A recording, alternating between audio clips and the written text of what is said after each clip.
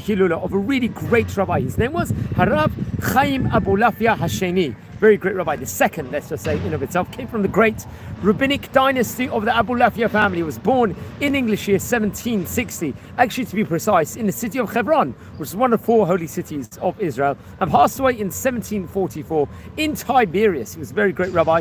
In fact, the Abulafia rabbinic dynasty actually came originally from Spain, and I think they left Spain at the time of the Spanish Inquisition in the year 1492, if I'm not mistaken. They came from an area in Spain called Castile, which was, let's say, one of the main center areas of Torah study across the whole world at that specific point in time. And we mentioned various videos of the famous rabbis from the Abulafia family on various different occasions also, and very much here on the 6th of Nisan marks the Hilula of Rabbi Chaim Abulafia Hashemi. Now it's actually interesting, he was the grandson, I believe, of another famous rabbi from the Abulafia family. His grandfather was Rabbi Yitzchak Nisim Aber Gamil Abulafia, who happened to be another very great rabbi of his time, and he had actually become the son, the son also of the other Rabbi Chaim Abulafia, Chaim ben David Abulafia in of itself. So very, very much great, let's just say, great rabbinic heritage in of itself. Now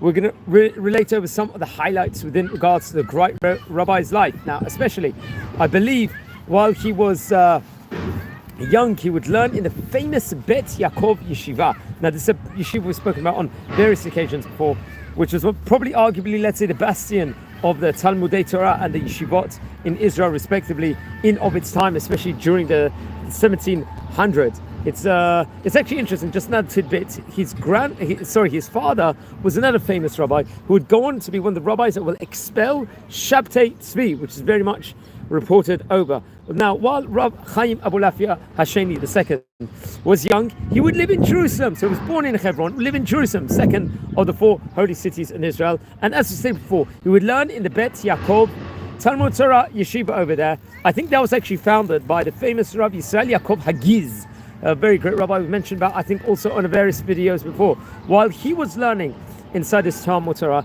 it was actually headed by, I think, Rav Moshe Galante, another great rabbi of his time. Now, he was part of a chabura of a galaxy of great Torah rabbis in that specific area, including Rav Shlomo Al-Ghazi, happened to be one of the Talmudic Chabrutot, I think he was learning with, one of the rabbis he was learning with, Rav Avram Amigo, and Rav Hezkiah de Silva. These are really great rabbis and really put him in, let's say, excellent stead to go on to become a famous rabbi in of itself. Now, after this, gaining his brilliance in Torah study, he'd become a rabbi for a 6-year period in Turkey over there.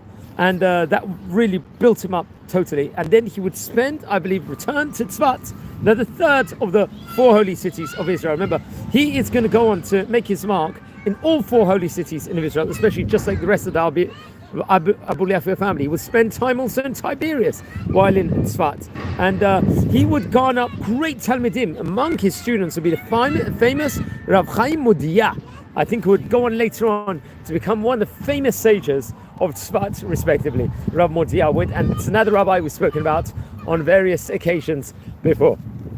Now, it would be Rav Yisrael ben Avisti, another famous rabbi in Turkey, would pass away. He was, let's say, I think around the time period in the very early 1920s, possibly 1920, 1921. Now, the community in Izmir would look for a rabbi, and they looked into Rabbi Chaim Abulafia Hasheni. They saw him, and remember, Izmir at that point in time, Turkey, was, let's say, the main Torah in the world in the 1700s, came from Turkey. It was, like, say, the main place in the world, and just showed what a prominent position and what a great rabbi actually he happened to be. And they tapped him up, and he'd become the rabbi, serve as a rabbi of Izmir between the year 1721 to 1740. This, we're talking about a 19-year period, close to 20 years period. And it's actually interesting. Everyone respected him. Even the Arabs, the local Muslims, really, really highly respected him. And he would make his mark over there and really, really imprint huge amounts. Now, it's actually interesting.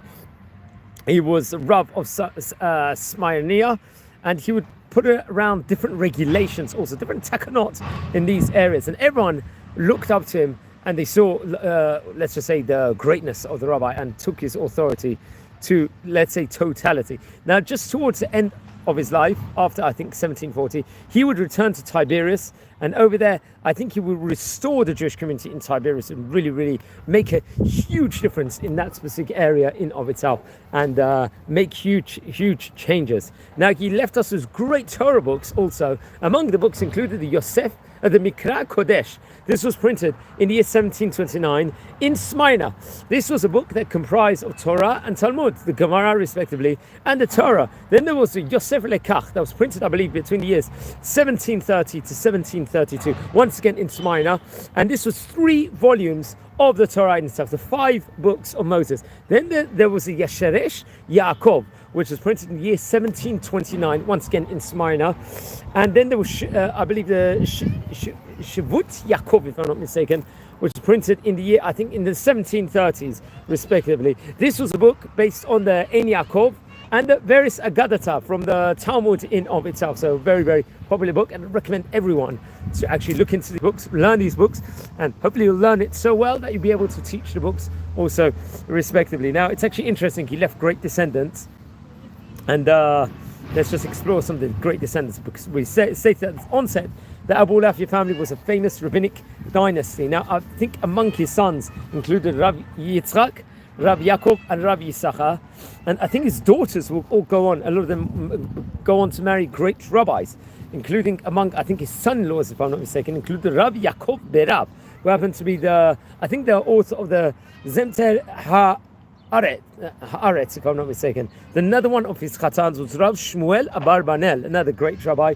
Rav Chaim Wintorio, I think, was another one of his chatans, and Rav Shlomo Alfandari from the famous rabbinic dynasty of the Alfandari family would also become, I think, connected very much to his family. Now, it's his Hilula here on Vav Nisan. Don't forget to light candles in his memory 9 days before the Jewish festival of Pesach, and please watch over the previous videos we've done on the famous rabbinic family of the Abulafia rabbinic dynasty over here. Now, friends, we're a community here. We're learning about the great Oriental rabbis of yesteryear, the great Sephardi rabbis.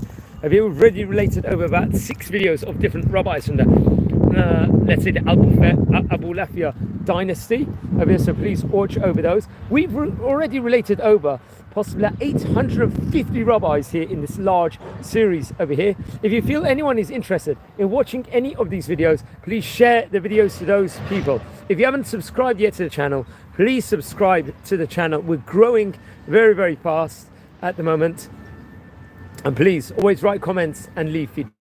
So wishing you a fantastic day here from Israel. Take care and be well.